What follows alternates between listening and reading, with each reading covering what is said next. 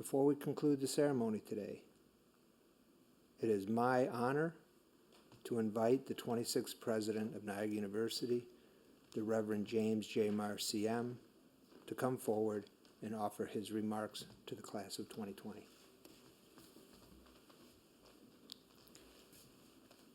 Thank you, Dr. Ireland. I begin by thanking Reverend Pridgeon for his wonderful words, inspiring, incredibly thoughtful. These are challenging times, and he reminds us in word and deed and his presence today that all of us have to not only cooperate with grace and God's goodness, but we have to be active agents of our own salvation. Reverend Pridgeon, thank you very much for being with us today and for your wonderful words. Gerald Mead came on to our Board of Advisors within the last 2 years. And when you meet Gerald, you see a wonderful embrace of his love of arts, of the arts, and of faith, and of intellectual life.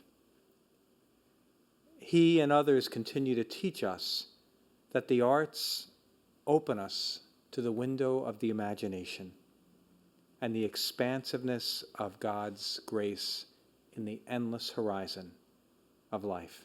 Gerald, it's our pleasure to recognize you, to honor you, and thank you for all that you do, not only for Niagara, but for this region, for the arts. What can I say about Audrey Dunn? She is a true Purple Eagle. The lesson that I wish I always will tell our freshman students who enter into Niagara is that the alchemy of success at Niagara University, the chemical balance, really begins by pouring yourself into your studies, into your clubs, into your activities, into human relationships. And Audrey is a model of that alchemy. She is an exemplary student scholar. She has the heart of a servant. She's a dear friend to so many. And she is a woman of deep faith. She is the embodiment of Niagara University. We'll miss you, Audrey. We know you'll be back to visit. But if we are faithful to our mission and our work, we know that God will send us many more like you. I really have 2 messages for the graduates. We send you forth in an unconventional way today. This is not the way that any of us envisioned your graduation and commencement weekend. But we send you forth as people who are committed in this global pandemic to be healers.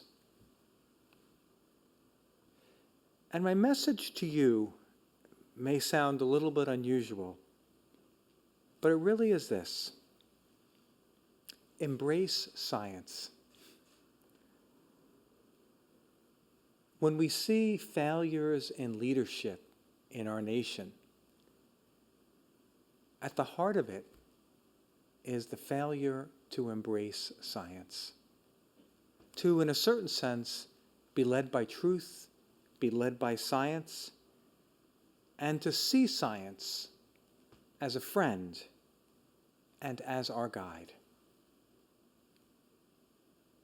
Go into the world in these days and weeks and months and be examples of people who are educated, who are faith-filled, who care about their neighbor, and who take the steps that all of us must take in this time, in our nation, in our world, for public health, to protect each other, and to realize the dignity of the human family. Second, you go forth into the tempest of racial injustice. Be God's angels. Be God's messengers. in word and deed, and stand against racism in all of its form. Remember always that when one person is diminished because of their race, we are all diminished in our humanity.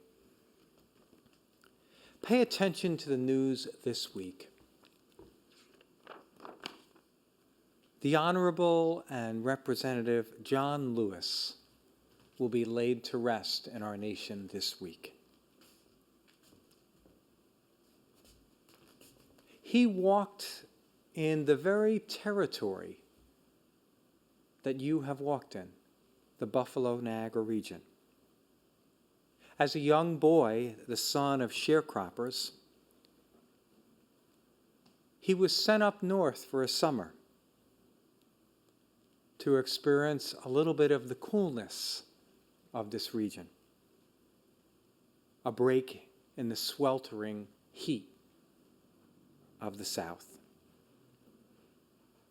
In his autobiography, March, Book 1, a graphic novel, Lewis recounted his visit to this Niagara Falls and how he felt swept away by the power and the majesty of that roaring water. Walk in those footsteps. Be emboldened to walk in the footsteps that angels and saints have walked in. Lewis was born into poverty. He was a college student who embraced the call of activism, one of the original 13 Freedom Riders, inspiring and inviting others to lives of activism. In 1963, he was the leader of the Student Nonviolent Coordinating Committee and helped to organize the March on Washington. He was the youngest of the Big Six organizers to speak at that historic event. Listen to his words as you go forth from Niagara University. Do not get lost in a sea of despair. Be hopeful. Be optimistic. Our struggle is not a struggle of a day, a week, a month, a year. It is the struggle of a lifetime. Never be afraid to make some noise and get in some good trouble, necessary trouble. What does that mean?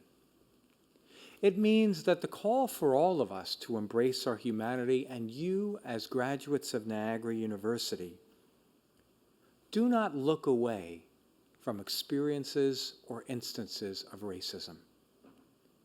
Rather, let the light of faith and your true north compass lead you forward to act in word and deed against any form of racial injustice. That's our Catholic mission. That's our Vincentian mission.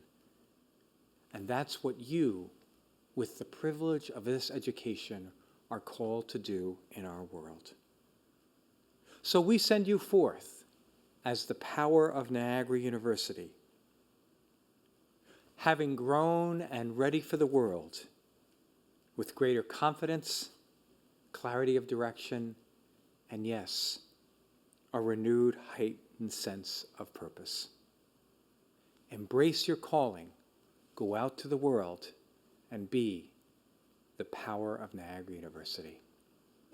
Thank you, and God bless you and your families.